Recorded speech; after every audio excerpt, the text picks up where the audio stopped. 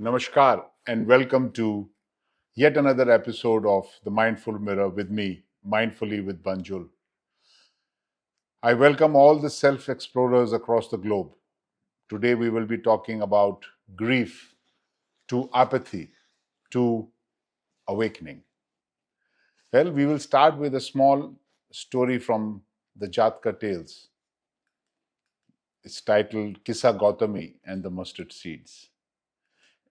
From the wisdom of the Jatka Tales, a small story for you. Long ago, in an ancient village, lived a young mother called Kisa Gautami. She had waited years for a child, and when her son was born, he became her entire world, her joy, her identity, her future. But one day, he fell ill. Despite all the medicines, all the prayers, all the healers working on him, nothing happened. He died. But the mother refused to accept it. She carried his lifeless body, going from house to house. Please मेरे बच्चे को medicine दो, मदद करो, cure my child. People wept for her.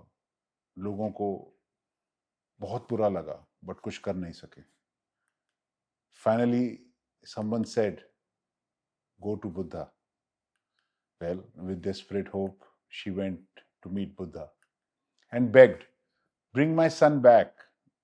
Buddha looked at her with deep compassion and said, yes, I can help you, but first get me a handful of mustard seeds from a house where no one has ever died. मुझे एक घर से कुछ सरसों के दाने ला के दो जहां कभी भी कोई मौत ना हुई हो. Well, hope returned to her eyes and she felt better. She ran to the first house. तो उन्होंने कहा, आप मस्टर्ड सीड तो ले जाइए, बट हमारे दादाजी की मौत पिछले महीने हुई है.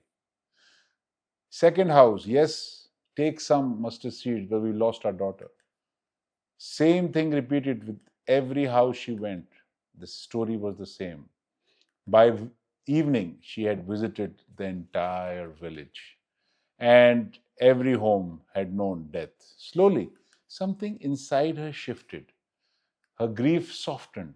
Her question changed from why me, मैं क्यों, to this is the nature of life and everyone is suffering from it.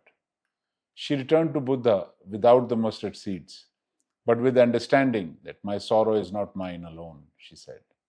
And in that moment, her grief did not disappear, but it transformed. Well, let us understand grief.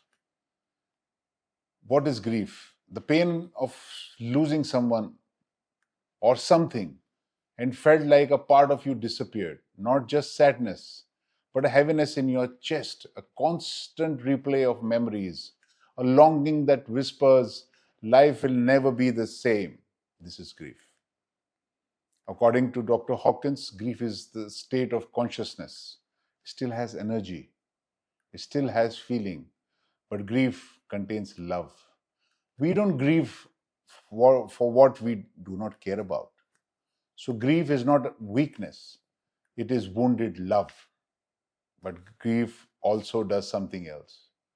It pulls us into the past. The mind keeps asking, why did this happen? What if things were different?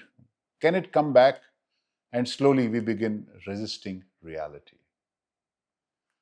So, when does grief become apathy? एक छोटा सा silent collapse है. So, when grief stays for too long or feels too overwhelming, something subtle begins to shift. The tears reduce, the emotions dull, and then a strange emptiness appears. No sadness, no joy, just nothing. This is apathy. Also described by Dr. Hawkins as one of the lowest energy states still. The inner voice in apathy says, nothing matters. Why try? What's the point?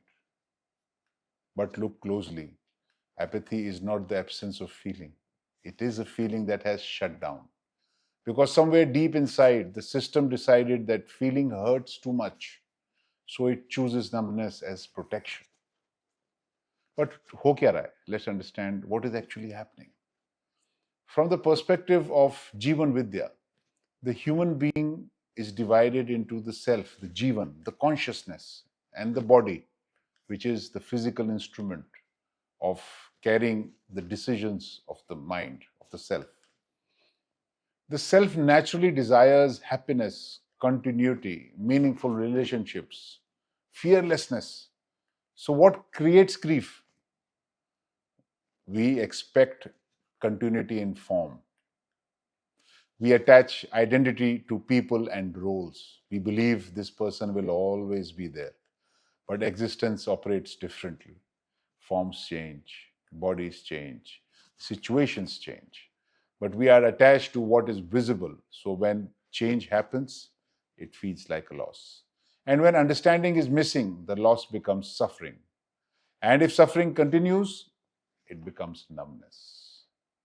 So now let's talk about the turning point from pain to understanding. Kisa Gautami's grief didn't end because her child returned. It ended because her understanding changed. She saw that death is universal, happens with everyone. Loss is a part of life. She is not alone. This is the turning point.